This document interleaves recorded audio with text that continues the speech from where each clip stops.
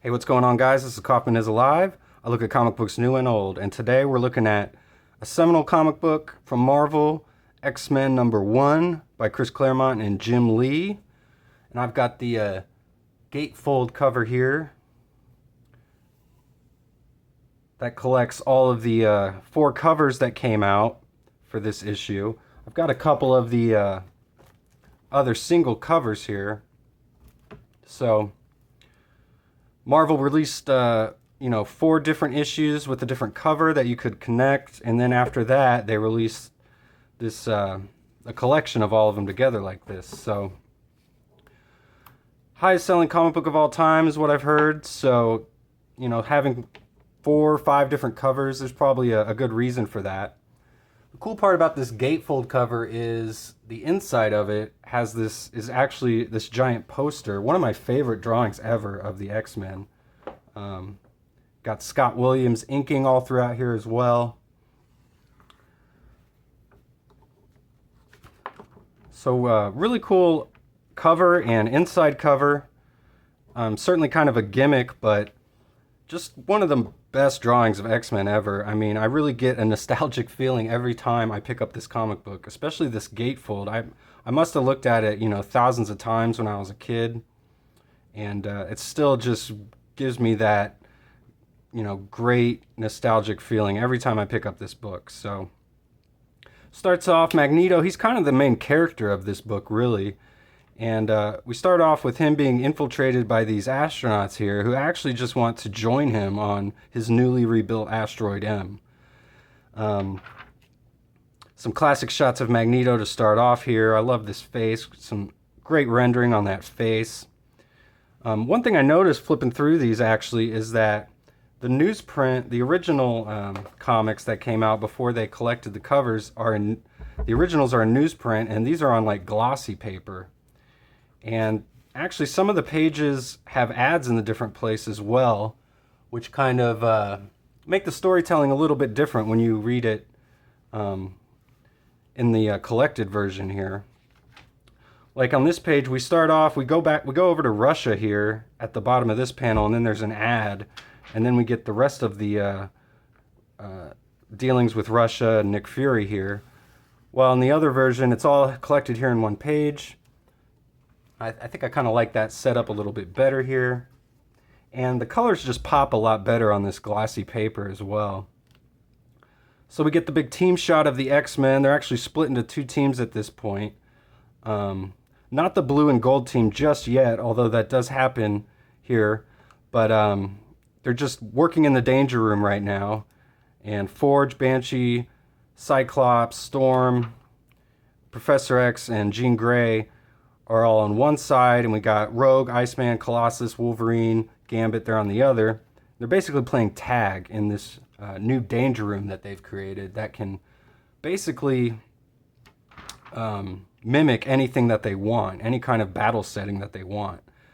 Each character really gets their own, centerpiece drawing on every page here too. Like Colossus, we got Wolverine, and to some extent Gambit and Psylocke here.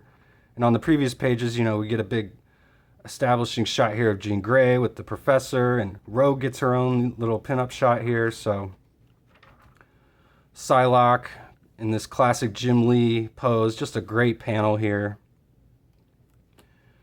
And they're all trying to get to Professor X and Jean Grey. That's the goal of this danger room mission. And I remember when I was a kid, before actually going through and reading word for word everything that's going on, this panel always threw me off because Gambit throws this card and he catches Jean Grey. He's flirting with her here, sneaks a kiss on her that she didn't ask for, and she just blows up right in his face.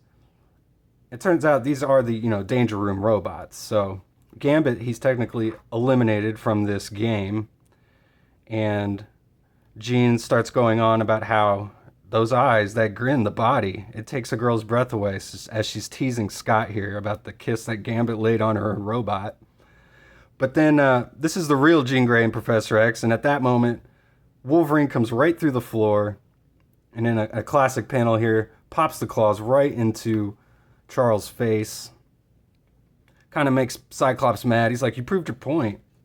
Back off, Wolverine. Then we got Rogue here shaking her fist at Gambit as he's begging off for that kiss he laid on Jean Grey. So some real nice, character work here as they're just, setting up the characters, working in the Danger Room. I like Colossus here holding up Jean Grey's decapitated robot head. Always thought that was kind of cool. We just got Iceman chilling.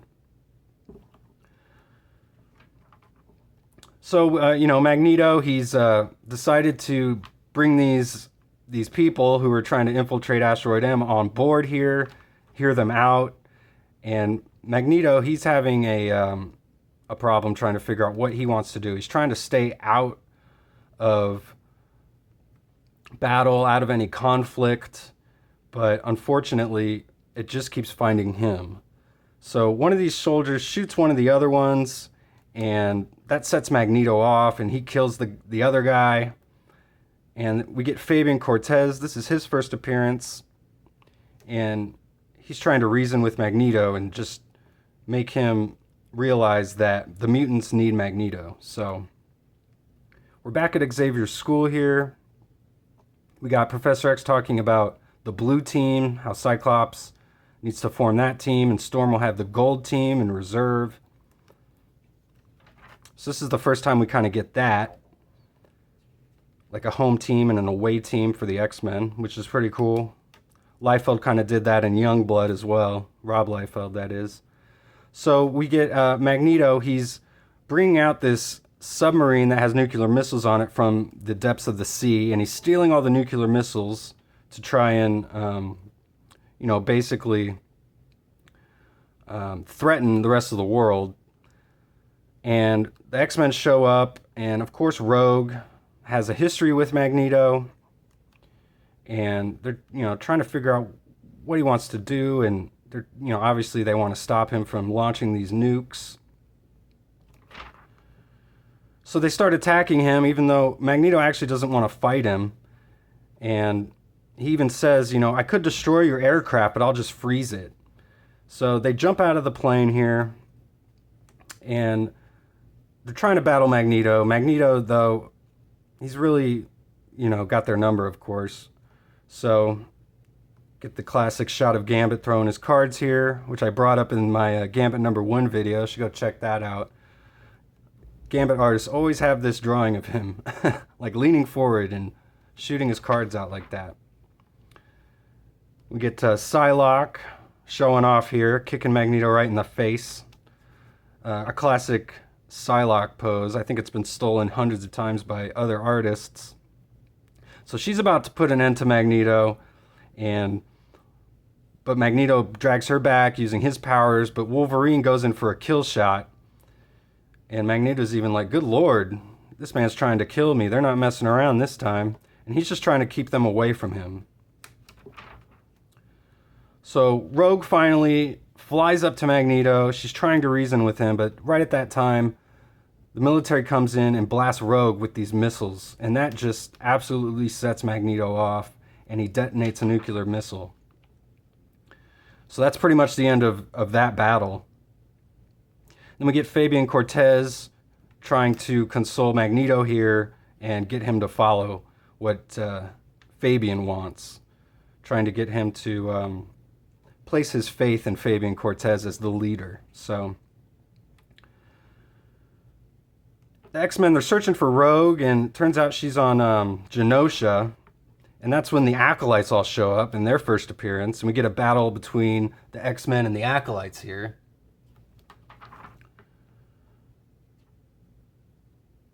Some really awesome pages. Love this split shot here of the face. Wolverine, he's threatening Fabian Cortez. He's going to pop the claws right through his skull there.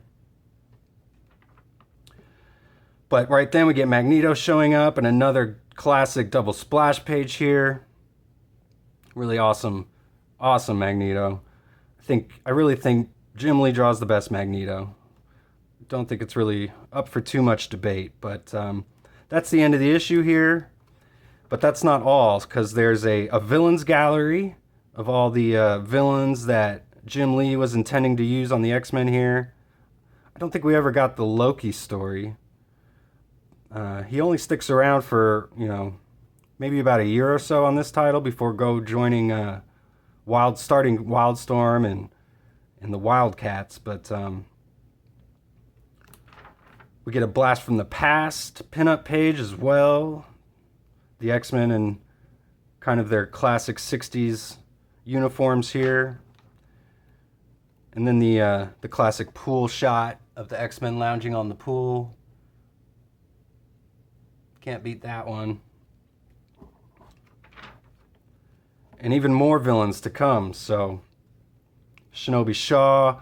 This is Omega Red's first appearance, technically, as he had not appeared in the X-Men books yet, except for this pinup. Got Mojo 2 here. And we get some sketches by Jim Lee as well, which is always really cool. So yeah, X-Men #1, the original X-Men #1. Let me know what you guys think of this comic. It's an all-time classic.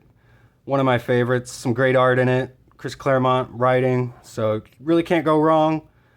Thanks for clicking on the video, and please subscribe if you haven't yet. I post daily comic book reviews, and I'll see you on the next one.